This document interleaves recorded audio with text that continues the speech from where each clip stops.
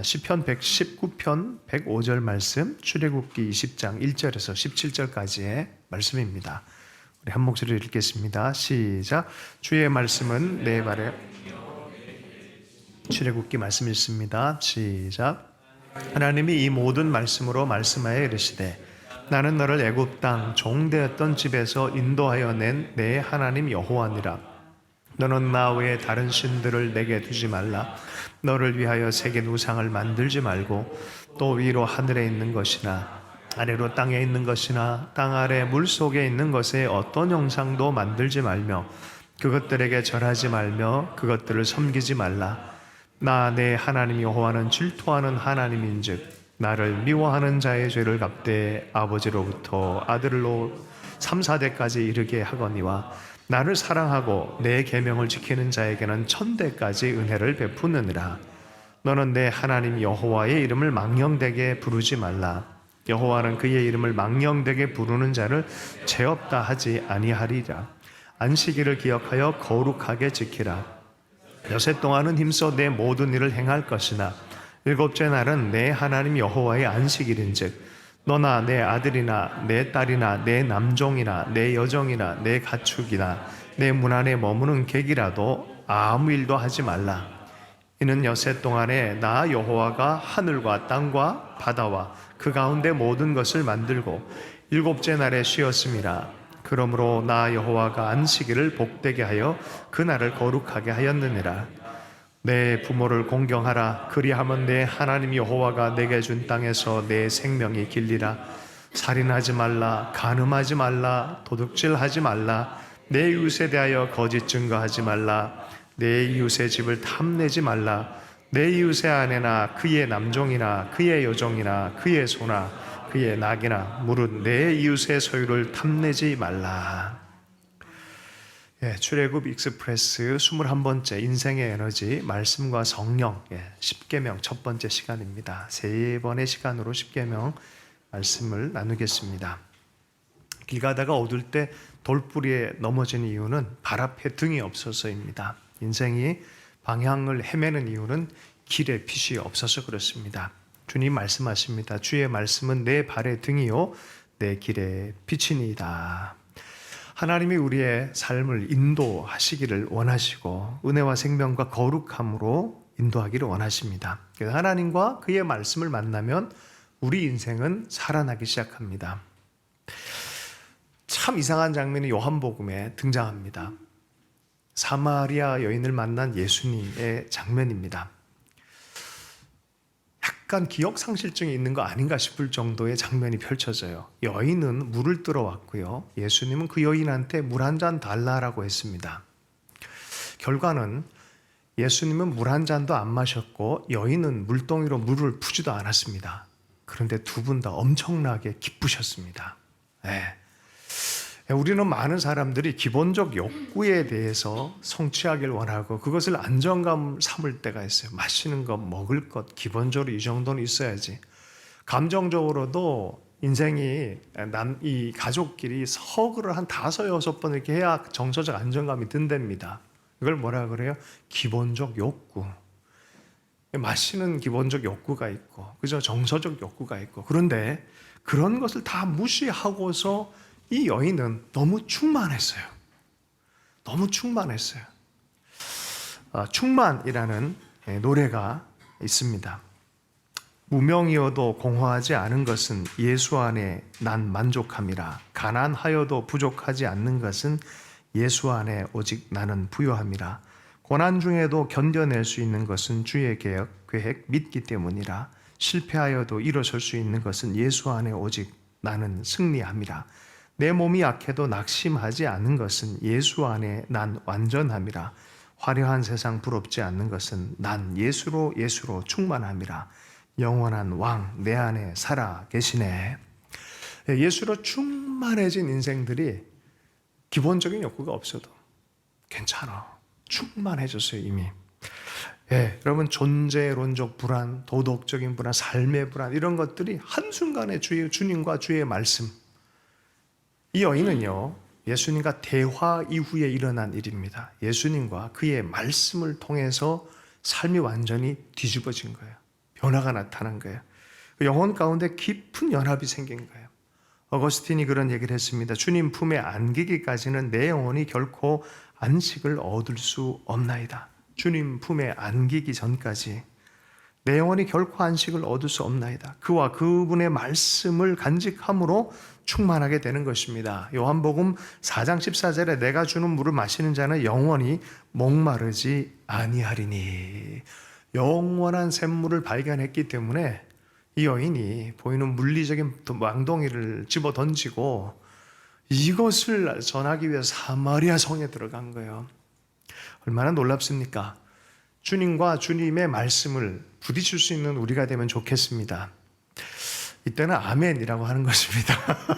출애굽기 19장에 보면 바로 그 하나님과 그 하나님의 말씀을 이스라엘 백성이 만나는 그 장면이 드디어 나타나요. 첫 만남이에요. 첫 말씀의 공식적 자리입니다. 그리고 마치 결혼식처럼 언약식을 통해서 이 말씀이 선언되어지는 장면이 그곳에 나옵니다. 다시 한번 복귀하듯이 우리 출애굽기 19장의 분위기로 들어가 보면요, 시내산을 발행한 지 1월 15일에 시작을 해서 3월 1일에 도착해서 이러한 대화가 진행이 되어집니다. 며칠이 지났다고요? 45일이 지났습니다. 그리고 하나님과 모세와 백성 사이의 만남을 위해 서로 대화가 주고받습니다.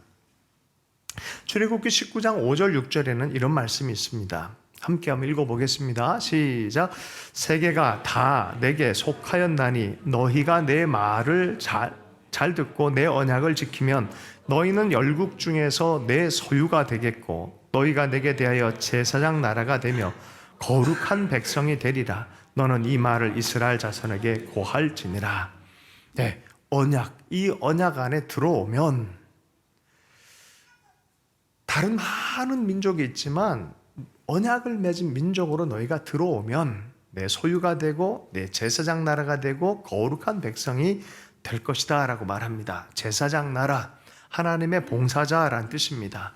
다리라는 뜻입니다. 다른 나라와 연결되어져서 하나님의 봉사자 역할로 온 열방 민족을 섬기는 나라, 그런 뜻입니다. 그 히브리어에서는 코헨이라고 합니다. 지금도 이제 이스라엘 히브리 사람들 이름 중에 코헨이라는 이름이 성이 있어요. 이거는 제사장 계급, 이제 제사장 역할을 했던 사람들이 이런 이름을 이렇게 전수하고 있습니다. 중재자라는 뜻입니다. 중재자. 제사장 나라가 될 것이고 거룩한 민족이 될 것이다. 네가 거룩해서 거룩해진 게 아니라 언약 가운데 있기 때문에 거룩한 민족이라 칭함을 받을 것이다라는 거죠. 그리고 기본적으로 너희는 내 소유다. 나는 너의 소유, 너희는 내 소유라고 말하는 그 특별한 소유로, 세굴라라 그래, 이거를 왕실의 보고 중에 보고 최고의 보물처럼 그럼 여김을 받을 것이다. 너희가 이 언약을 지키고 따라오면, 이런 뜻입니다. 자, 그 과정에 보면요, 그래서 백성한테 가서 말을 하여, 이 모세가 그랬더니 백성의 반응이 19장 8절의 말씀입니다. 백성이 일제히 응답하여 가로되 여호와의 명하신 대로 우리가 다 행하리이다. 우리가 그 언약, 우리가 그 결혼 관계 안에 들어가겠습니다 라는 그런 말씀이에요. 자, 그래서 그 얘기를 모세가 하나님께 알려드립니다. 이렇게 언약하기로 했습니다 라고 말을 한 것입니다. 자, 그랬더니 주님이 이렇게 말씀하세요. 성결하게 해라. 그리고 지금부터 3일을 기다려라. 그리고 나를 만날 준비를 하는데, 성결함과 더불어 하나님은 거룩하기 때문에 잘못 들어오고 함부로 들어오면 죽는다. 너희를 위해서 경계를 지키라. 나를 위해서가 아니라 너희를 위해서 영적 경계를 지켜라. 경외함을 잃어버리면 안 된다라고 말하는 거예요. 성결하게 준비해라. 3일 동안 준비를 해라. 만날 것이다. 45일에 3일 합치면 며칠입니까? 며칠입니까? 48일이죠. 그리고 77이 49, 77절, 오순절, 절기가 정확하게 되는 그때입니다. 네, 그때 주님께서 말씀을 허락하는 거예요. 네, 그 말씀을 허락하는 장면입니다. 자, 9장 11절에 보면은 19장 11절에 예비하여 3일을 기다리라 라고 말했고요. 16절에 제3일 아침에 어떤 분위기가 펼쳐지는지를 보겠습니다. 우레와 번개와 빽빽한 구름이 산 위에 있고 나팔 소리가 심히 크니 진중의 모든 백성이 떨더라. 18절에 보면은 모세가 하나님을 맞으려 드디어 올라가서 산기슭에 섰어요. 18절의 말씀에 시내산에 연기가 자욱하니 여호와께서 불 가운데 거기 강림하십니다. 불이 임하고요. 하나님께서 드디어 오시는 그 장면입니다. 연기 기둥같이 막 떠오르고요. 온 산이 진동합니다. 다시 한번요. 불이 산 위에 임했고요. 산 전체가 진동합니다. 이거 어디서 많이 보던 장면 아닙니까? 사도행전 2장에 보면은 성도들 위에 불이 임하고 그 있는 곳이 진동했다라고 말합니다. 그 구조가 너무나 흡사하지 않습니까? 산 위에서 주님이 모세를 부릅니다. 사람들에겐 함부로 가까이 오지 말라 그러고 하나님의 제사장들이 될 사람들을 부릅니다. 불 가운데 주님께서 말씀합니다. 불은요, 말씀을 듣게 하는 하나님의 권능이에요. 불이 임한 불만 보고 능력만 보고 말씀이 없으면 영적 체험을 했는데 그 영적 체험의 뜻에 대해서 설명이 안 된다면 의미가 하나도 없습니다. 그렇잖아요. 그 의미에 대해서 하나님의 말씀에 대해서 결국은 그 불붙는 말씀이 되게 하기 위해서 말씀을 들려주시기 위해서 주님께서 드디어 모세에게 백성에게 말씀을 들려주기 위해서 강림을 하셨습니다. 시간이 많이 지난 뒤에 엘리야가 드디어 엘리야 시즌 넘어가면요, 엘리야가 지쳐가지고 도망가다가 호렙산 곧 이 시내산에 모세처럼 또 올라갑니다. 올라갔는데 거기에 무슨 일이 벌어집니까? 바람이, 지진이, 불이 임합니다. 근데 그 속에 주님이 계셨어요? 안 계셨어요? 안 계셨어요. 주님은 어떻게 계셨습니까? 세미한 음성으로, 말씀으로 드디어 엘리야에게 다가오셨습니다. 여러분, 지진과 불, 권능 이것도 굉장히 중요하지만 중요한 건 말씀이에요. 엘리야가 왜 지쳐 있었습니까? 아니, 하나님 역사를 주관이나 하고 계십니까? 도대체 우리 역사에 대해서 개입이나 하시고 계십니까? 뒤에 계신 거 아닙니까? 기먹은 하나님 아닙니까? 이런 심정이었어요. 나 이렇게 힘들어 죽겠는데 나는 할 만큼 했는데요, 하나님 뭡니까? 이제 좀 더 개입해 주시죠. 뭐 이런 마음이죠. 그런데 주님이 불에도 지진에도 말씀 안 하시고 세미한 음성으로 주님 말씀하십니다. 말씀으로 나타나셔서 섭리하시는 하나님에 대해서 말씀해요. 엘리사에게 기름 붓고 예후에게 기름 부어라. 역사는 내가 섭리 안에서 주관한다 라고 말해요. 넌 너의 할 일 해라. 역사가 바뀔 것이다. 주님께서 그런 일을 실제로 진행을 하십니다. 그죠? 자, 이 모세와 엘리야가 예수님과 함께 등장한 장면이 복음서에 나옵니다. 모세와 엘리야가 예수님과 함께 만난 곳이 변화산입니다. 이 세 분이 굉장히 공통점이 있어요. 모세도 40일 금식을 했고요. 그죠? 엘리야도 40일 주야를 달려갔고요. 예수님도 40일을 금식을 하셨고 나중에 40일 동안 하나님 나라에 대해서 얘기를 했어요. 여러분은 어떤 40일을 보내시길 원합니까? 할렐루야. 자, 이 세 분이 만났다는 것은 모세의 하나님이 다르고 엘리야의 하나님이 다르고 예수님의 하나님이 다르다는 얘기가 아니에요. 연장선 안에 있는 거예요. 하나님은 모세 때부터 시작을 해서 구원의 이야기를 계속해서 진행하고 계신 거예요. 그 구원의 이야기는 끊어지거나 분절되지 않았어요. 그리스도를 통해서 온전한 구원을 드러내시는 거예요. 제가 좋아하는 화가가 있어요. 마르크 샤갈이라고. 딱 제 스타일이에요. 잠깐 그 그림을 한번 보도록 하겠습니다. 여러분, 이거 제목이 뭐라고 생각하십니까? 마르크 샤갈이 그린 거예요. 제목이 뭐라고? 이거 맞추실 수 있는지 모르겠어요? 이거 맞췄네요. 제목이 출애굽이에요. 출애굽.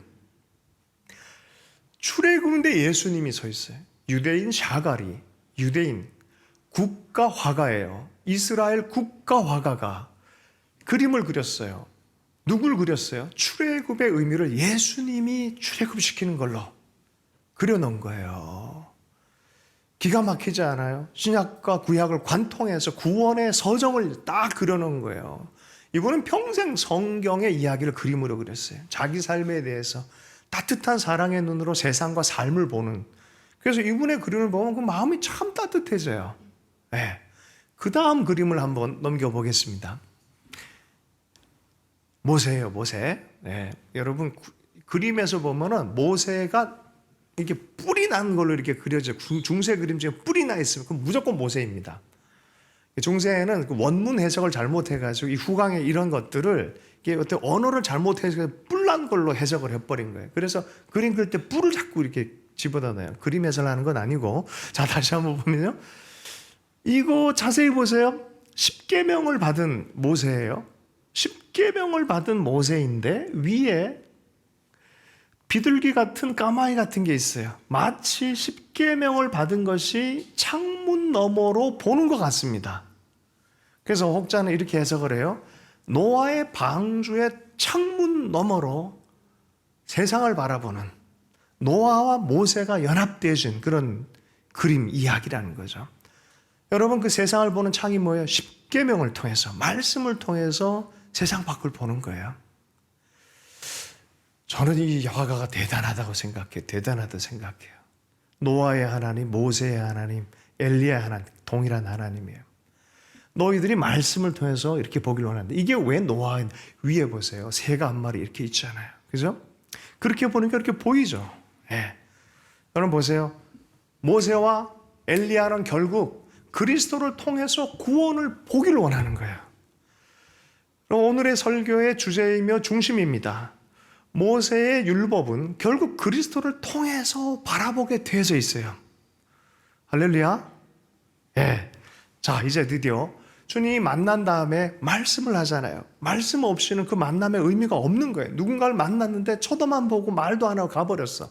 하루 종일 앉아있다가. 스토리가 있는 사람은 의미가 있겠지만 스토리가 없는 사람은 도대체 뭐요? 이럴 거예요. 그죠? 주님이 나타나셔서 어떤 일이 벌어집니까? 말씀을 전하는 거예요. 여러분, 모세와 엘리야와 예수님이 대화를 했어요. 너희는 그의 말을 들으라라고 말해요. 예수님의 말을 들으라라고 말해요. 대화를 해야 역사가 일어납니다. 할렐루야. 이 세 사람의 대화를 통해서 구원의 놀라운 역사의 이야기가 계속해서 진행되도록 하는 것이 복음서의 이야기인데요. 보세요. 모세와 이스라엘 백성과 하나님이 드디어 말씀하는데 말씀으로 이르되, 출애굽기 20장 1절에 말씀입니다. 1절과 2절의 말씀을 함께 읽어보겠습니다. 시작. 하나님이 이 모든 말씀으로 말씀하여 이르시되. 네, 2절도 한번 띄워주실 수 있겠습니까? 네, 함께 읽겠습니다. 시작. 나는 너를 애굽 땅 종되었던 집에서 인도하여 낸 내 하나님 여호와니라. 구원한 하나님이다 라고 말씀합니다. 내가 너희를 구원한 하나님이다. 말씀하여 이르되, 대화를 하기 시작하는 것입니다. 여러분, 하나님과 대화할 수 있기를 축복합니다. 그리고 나서 우리가 잘 아는 십계명을 주는 거예요. 말씀의 내용이 뭐예요? 십계명. 이걸 왜 주셨을까요? 이거는 법적으로 아주 완강하게 이거 안 지키면 넌 죽어 이런 느낌이 아니에요. 이건 너무 복된 거다. 이 계명을 지키길 바란다라는 그런 권고예요. 마치 훈민정음을 하면서 백성을 어여삐 여겨서 널리 반포해서 쓰길 바란다. 이런 느낌이죠. 이거 하면 정말 복되다. 이런 느낌이에요. 여러분, 이것이 주님이 계명, 십계명이 있고 십계명을 중심으로 해서 율법을 주셨어요. 계명이 헌법이라 그러면 율법은 법령들이에요. 헌법 정신에 따라서 법령이 나오는 거예요. 그래서 계명과 율법을 지키는 것은 바로 너희가 잘 되기를 원하는 하나님의 마음이다라고 말하는 거예요. 그러므로 이 율법을 지키는 것, 주야로 묵상하는 것이 바로 복된 길이다. 의인들은 그것을 기뻐하지만 악인들은 그걸 멀리할 것이다라고 말하는 것입니다. 이 십계명은 하나님이 불 가운데서 대면해서 주신 말씀이다라고 신명기에서 말해요. 하나님이 친히 주신 말씀이다라고 말합니다. 너 이거 하면 이렇게 할 것이다. 이런 상황에 이러면 이럴 것이다. 라는 조건적인 것이 아니라 그냥 그 자체가 목적이에요. 이렇게 하라, 이렇게 하라, 이렇게 하라. 정언명법이라 그러죠. 이건 그 자체가 목적이 돼 있어요. 그렇게 사는 거예요. 이게 하나님의 백성다움인 거예요. 강압이 아니에요. 자, 그럼에도 불구하고 샤갈이 왜 예수 그리스도가 출애굽과 십계명을 받은 이런 주제성의 예수님을 딱 대비해서 그림을 그렸을까요? 이 신부의 대상이 된 이스라엘이 이 말씀을 어기기 시작했다는 거예요. 지키지 못하는 게 인간의 실력이라는 것이죠. 신부인데 타락한 신부로 살아가는 거예요. 그러니 예수 그리스도의 죽음으로 말미암아 이 백성을 다시 백성되게 하는 것이 하나님의 뜻이다라고 말하는 거예요. 로마서 7장 4절의 말씀입니다. 로마서 7장 4절의 말씀입니다. 그러므로 내 형제들아 너희도 그리스도의 몸으로 말미암아 율법에 대하여 죽임을 당하였으니 이는 다른 이 곧 죽은 자 가운데서 살아나신 이에게 가서 우리가 하나님을 위하여 열매를 맺게 하려 함이라. 율법으로는 좋은 율법이지만 우리가 그걸 지킬 수 없다는 거예요. 그런데 이제는 그 말씀에 지키지 못하면 심판이 되어진 그 모든 죄에 대한 정당한 심판을 몸으로 끌어안고 대신 죽어주고 심판을 당한 그분을 통해서 우리가 율법을 살아가는 새로운 길이 낫다라고 말하는 것이죠. 갈라디아서 2장 20절의 말씀입니다. 함께 읽겠습니다. 시작. 내가 그리스도와 함께 십자가에 못 박혔나니 그런즉 이제는 내가 사는 것이 아니요 오직 내 안에 그리스도께서 사시는 것이라. 이제 내가 육체 가운데 사는 것은 나를 사랑하사 나를 위하여 자기 자신을 버리신 하나님의 아들을 믿는 믿음 안에서 사는 것이라. 내 힘으로 사는 게 아닌 거야. 누구 힘으로요? 내 안에 사시는 그리스도로 사는 거예요. 내 안에 사시는 그리스도, 내 손 붙잡고 가는 그분의 힘으로 사는 것입니다. 7장 로마서 7장 12절의 말씀에 이로 보건대 율법은 거룩하고 계명도 거룩하고 의로움을 선하도다. 율법 자체가 나쁜 게 아니라는 거예요. 율법 자체가 가지고 있는 기능이 있다는 거예요. 하나님의 기준, 복된 길에 대한 선언인데 그걸 지키지 못할 때는 심판이 있을 수밖에 없는 것이 바로 율법이 가지고 있는 속성이라는 거예요. 그러나 그 모든 심판을 다 주님의 몸에 껴안고 우리로 하여금 죄와 저주로부터 벗어나게 하고 새롭게 율법을 살아가는 방법을 주님 안에서 우리에게 주신다는 것입니다. 출애굽기 20장 2절의 말씀에 보면은 주님이 십계명을 줄 때도 십계명 지켜 그러면 구원할게 이게 아니에요. 너희들은 구원받은 백성이고 나는 구원의 하나님이기 때문에 너희들은 이 십계명을 지키는 것이 마땅하다라고 주시는 것이죠. 하나님을 오해하면 안 돼요. 율법을 받은 인간들이 실력이 안 될 뿐만이 아니라 이 율법을 다루는 사람들이 율법을 적용을 잘못하면 다른 사람 얼마나 난도질하는지 몰라요. 예수님 당시에 그랬어요. 율법을 갖고 사람을 난도질하고 스스로도 난도질을 하는 시대가 되어버렸어요. 율법을 잘못 사용을 하는 것이죠. 그럴 때 주님께서 율법 사용에 대해서 잘 사용할 수 있도록 계속해서 집중하는 주제가 있습니다.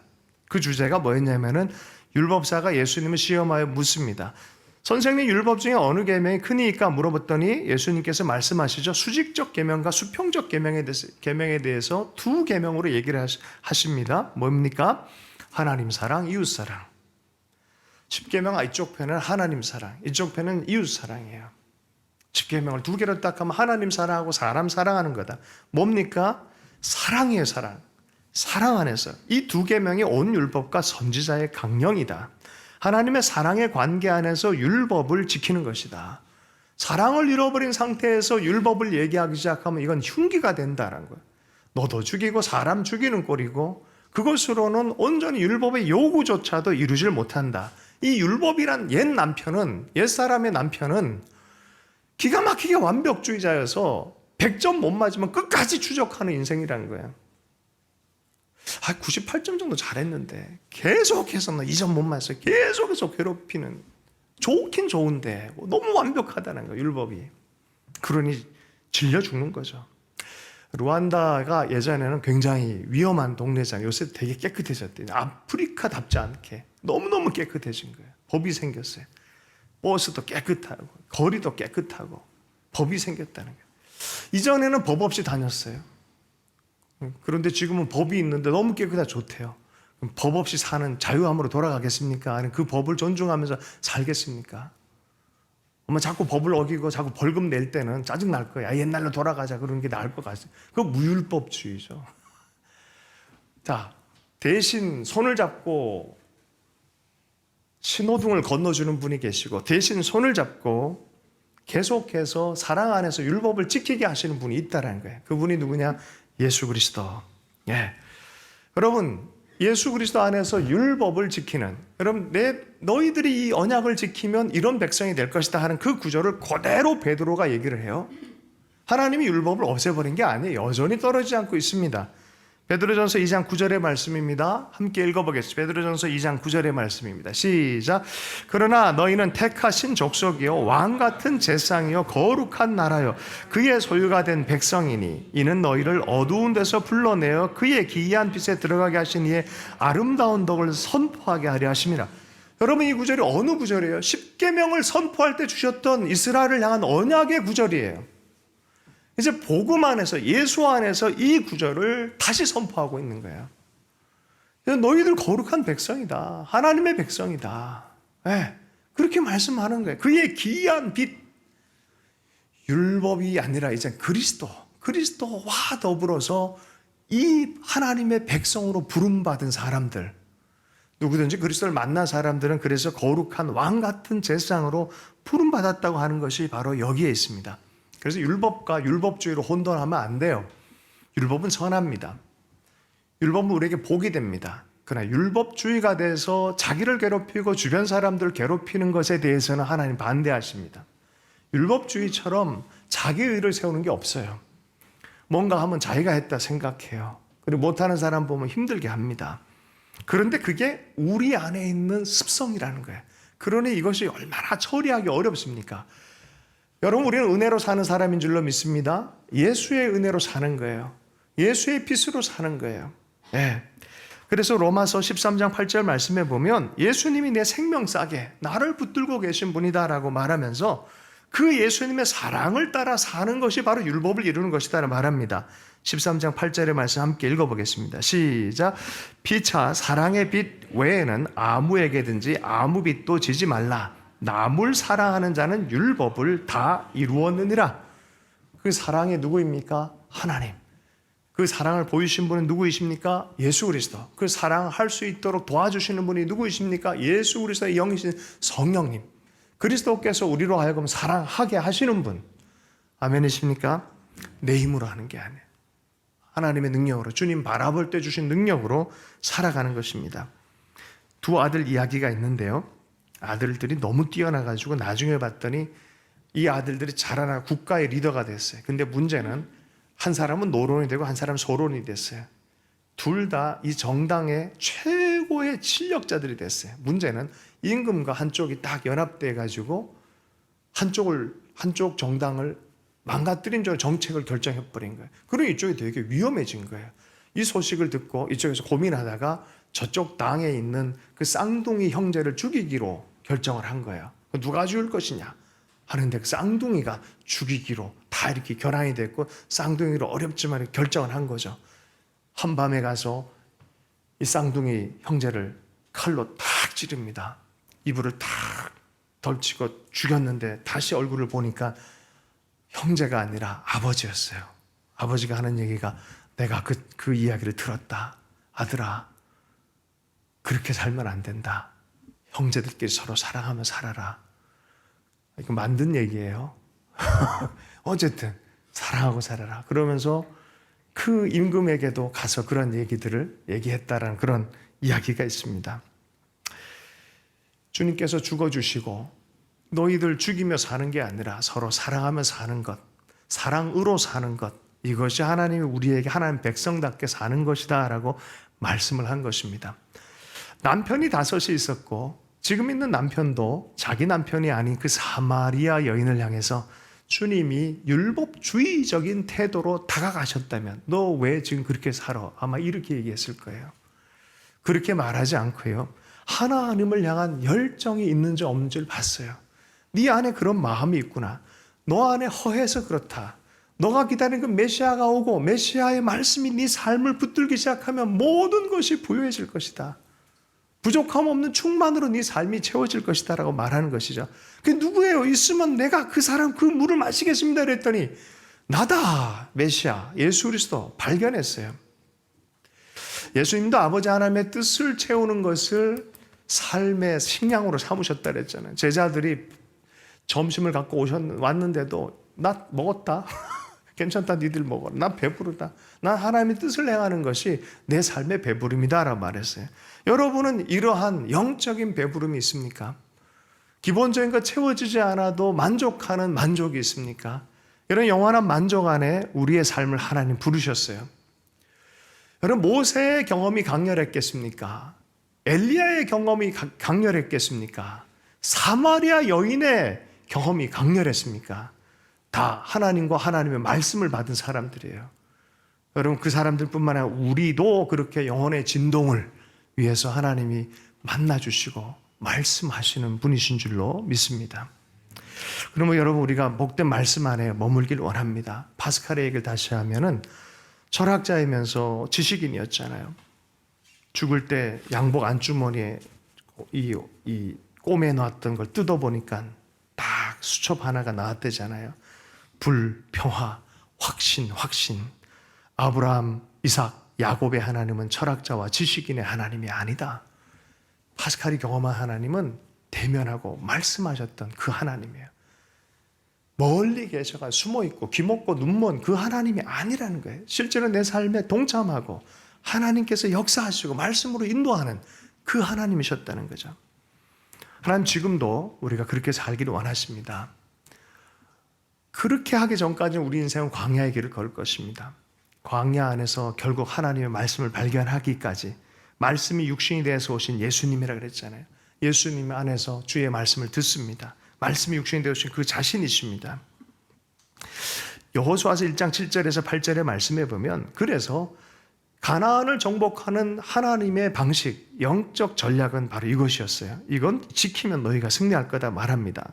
여호수아서 1장 7절 8절 읽습니다. 시작. 오직 강하고 극히 담대하여 나의 종 모세가 내게 명령한 그 율법을 다 지켜 행하고 우로나 자로나 치우치지 말라. 그리하면 어디로 가든지 형통하리니 이 율법책을 내 입에서 떠나지 말게 하며 주야로 그것을 묵상하여 그 안에 기록된 대로 다 지켜 행하라. 그리하면 내 길이 평탄하게 될 것이며 내가 형통하리라. 평탄하고 형통하고 복된 곳, 행복을 위해서 내가 이 말씀을 한다, 이 말씀을 전한다라고 하나님 말씀하시죠.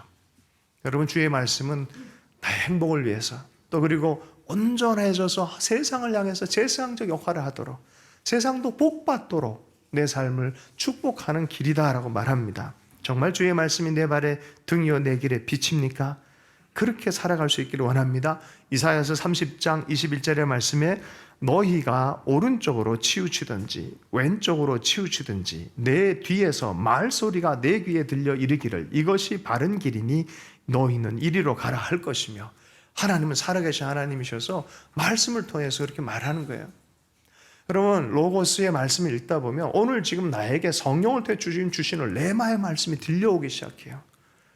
갈 길 몰라서 우리가 얼마나 헤맵니까? 그러나 믿음을 갖고 우리가 말씀 앞에 나아가면 주님의 말씀이 살아서 우리를 인도하신다라고 말씀하는 것이죠. 요한복음 6장 63절의 말씀입니다. 이거 함께 읽어보면 좋겠습니다. 시작. 살리는 것은 영이니 육은 무익하니라. 내가 너에게 이르는 말은 영이요 생명이니라. 주님과 주님의 말씀은 영이요 생명이라는 거예요. 우리가 주의 말씀을 듣고 믿을 때 구원을 얻고 성령이 우리 가운데 성령이 함께 하신다 그래요. 들음으로, 믿음으로 성령이 함께 하는 것. 여러분, 주님의 말씀이 들려줘야 믿든지 말든지 할 거 아니에요. 주의 말씀이 그래서 성령과 연결되죠. 영이요 생명이 되는 거예요. 주의 말씀은 영이요 생명이다 말씀하는 것이죠. 여러분, 주님께서 주님의 말씀 앞에 머물고 주님께 집중하는 그 순간에 성령은 우리 가운데 이미 역사하십니다. 그 말씀에 믿음으로 반응한 그 순간 내 영이 살아나기 시작합니다. 성령께서 우리 가운데 역사하기 시작합니다. 베드로전서 2장 11절 말씀입니다. 사랑하는 자들아, 거류민과 나그네 같은 너희를 권하노니 영혼을 거슬려 싸우는 육체의 정욕을 제어하라. 이게 어떻게 내 힘으로 가능합니까? 십계명도 안 되는데. 그죠? 로마서 8장 13절의 말씀입니다. 너희가 육신대로 살면 반드시 죽을 것이로되 뭐로 살면요? 영으로서 몸의 행실을 죽이면 살리니. 내가 이르는 말이 영이요 생명이라 말씀하셨어요. 주의 말씀을 붙들고 주님을 바라보면 이 능력이 생길 것이다 말하는 거예요. 코끼리 생각하지 마. 그러면 코끼리 생각해요 자꾸. 죄를 이겨야지 생각하면 죄 못 이겨요. 도리어 주님을 바라봐 그러면 그때부터 갑자기 주님으로부터 능력이 오기 시작하는 거예요. 주님을 바라볼 수 있길 축복합니다. 강남콩, 푸른 콩잎이라는 그런 시가 이렇게 있어요. 고진아라는 분이 쓰신 건데, 이 된장을 이렇게 해놓으면요, 구더기가 올라와가지고 이 된장을 다 못 먹게 만드는 게 이게 골치 아픈 일이래요. 그런데 이 저자의 아내가 이것 때문에 고민을 하는데 옆에 있는 할머니가 이걸 가르쳐 주더래요. 콩잎, 강낭 콩잎을 뜯어가지고 그 위에 놔두면은 한 3일쯤 있으면은 구더기들이 콩잎 위에 콩깍지는 다 뻗어서 다 죽는다는 거야. 다 올라와서 죽는다는 거예요. 시인이 이렇게 써놔요. 뒷부분에. 온통 곰팡이 꼽힌 눅눅한 내 마음 한 구석, 들끓는 욕망의 구더기 때를 걷어내는 데는 이때 푸른 콩잎이 가하냐고 뭐 이러면서 질문을 해요. 그렇게 된장은 그렇게 되겠지만 이 속에 있는 이 마음은 푸른 콩잎이 어떻게 가하냐 그러면서 이 시를 묵상한 또 문학가가 그런 얘기를 했어요. 푸른 콩잎은 예수 그리스도시다. 예수 그리스도 나의 푸른 콩잎. 내 속에 있는 구더기, 내 속에 있는 더러움. 스가랴서 13장 1절에 이렇게 얘기합니다. 그날이 오면 샘 하나가 터져서 죄와 더러움을 씻어 줄 것이다. 그 생명의 샘이신 예수 그리스도, 그 생명 샘물에 닿았던 모든 인생들이 다 그 더러움을 씻어낼 그런 때에 예수님을 본 것이죠.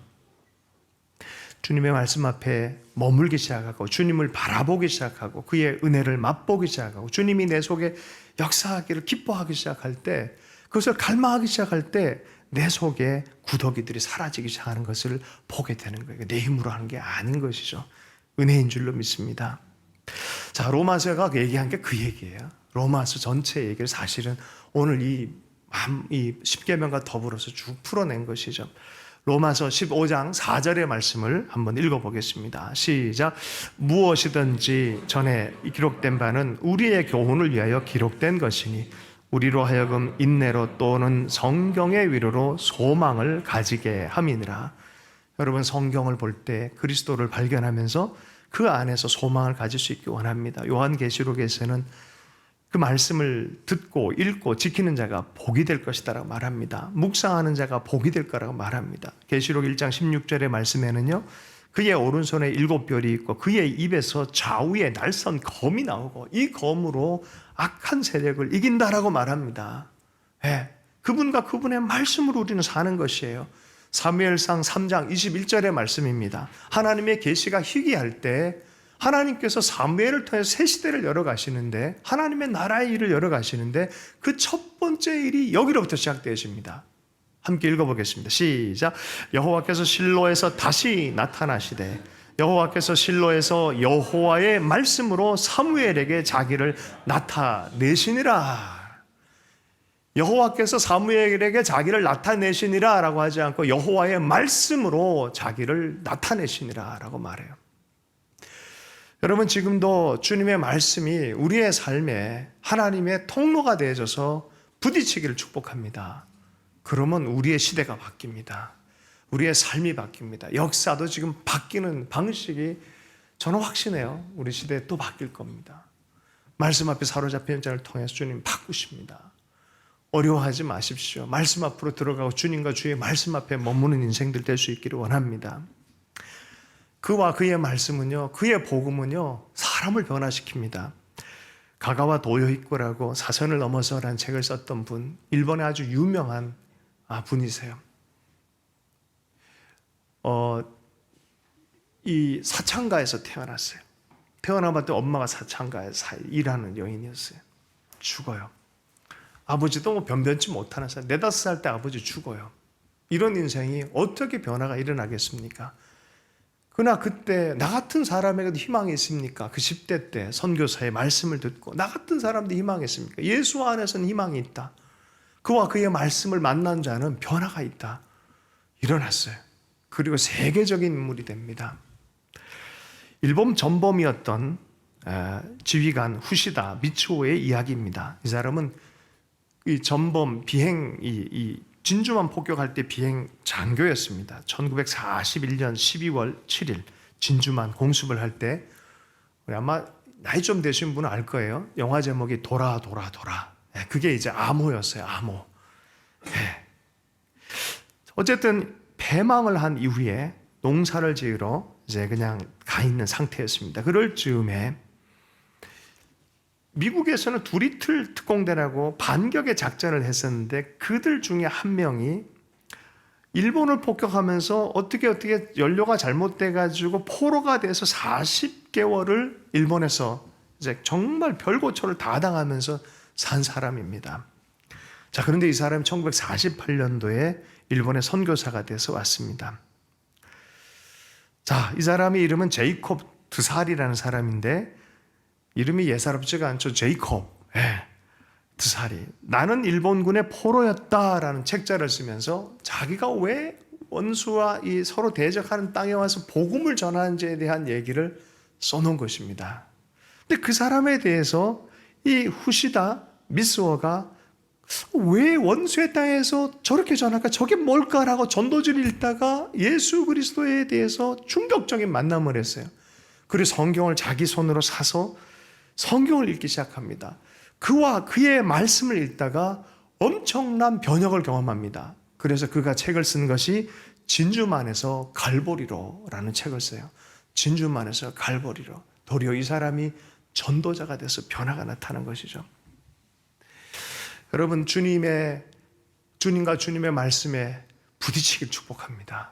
대화가 시작되어지고 경험으로 끝나지 않고 그분과 대화가 일어나야 돼요.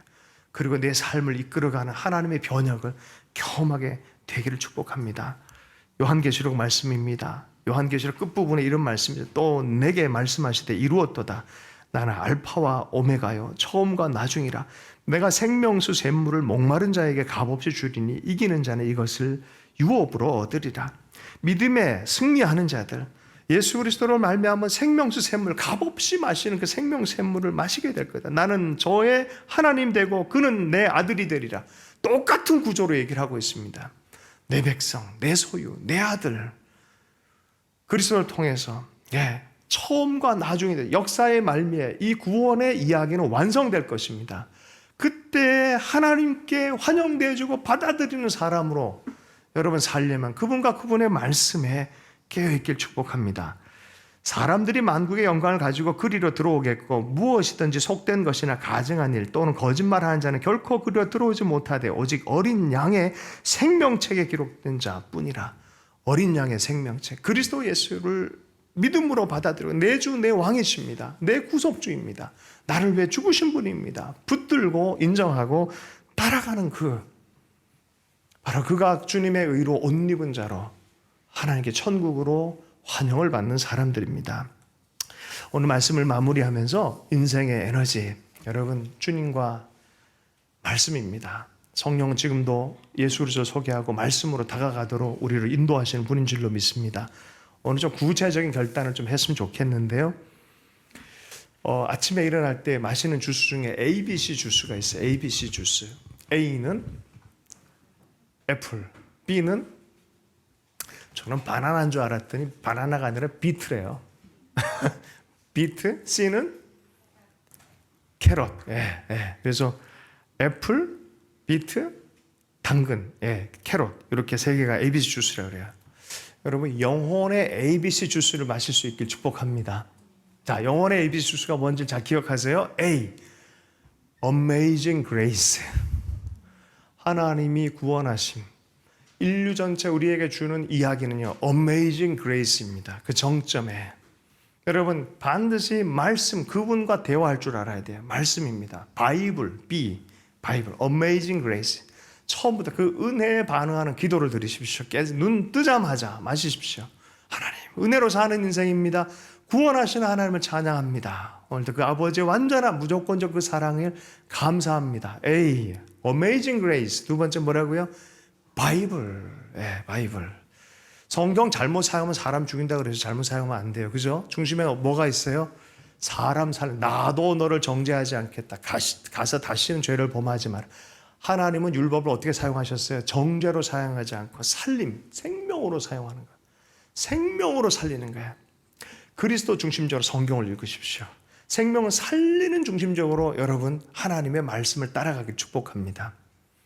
여러분 이렇게 살면요 반드시 하나님은 우리의 삶을 영광스럽게 하나님의 도가 되게 해 주실 줄로 믿습니다. 다시 한번요. A 뭐요? Amazing Grace. B 뭐요? 바이블. C 예수님. 크라이스트. 주님 중심적으로. 여러분 이것이 주님이 우리에게 원하는 것입니다. 올해 그렇게 살아가는 우리 성도들 되기를 축복합니다. 주신 말씀 붙들고 구체적으로 하나님 나는 깨서 이렇게 성경을 읽겠습니다 라는 그런 결단을 하면 좋겠습니다. 함께 기도합니다. 하나님 아버지 감사합니다. 우리 삶의 에너지입니다. 참된 생명의 아버지 하나님 생명수이십니다. 우리에게 양식이 되시는 주님, 우리의 생명을 위해서 구원하기 위해서 오신 우리 하나님 예수 그리스도 붙들고 주님과 대화하며 말씀 안에 대화하며 주님과 동행하는 인생 되기를 원합니다. 내 멍에를 메라, 내 멍에를 메라. 나와 함께 가자. 생명에 초대해 주셔서 감사합니다. 하나님 이것을 벗겨내지 않고 평생토록 영원토록 동행하는 인생이 되게 하여 주옵소서. 그렇게 축복하여 주님 찬양합니다. 예수 이름 축복하며 기도했습니다.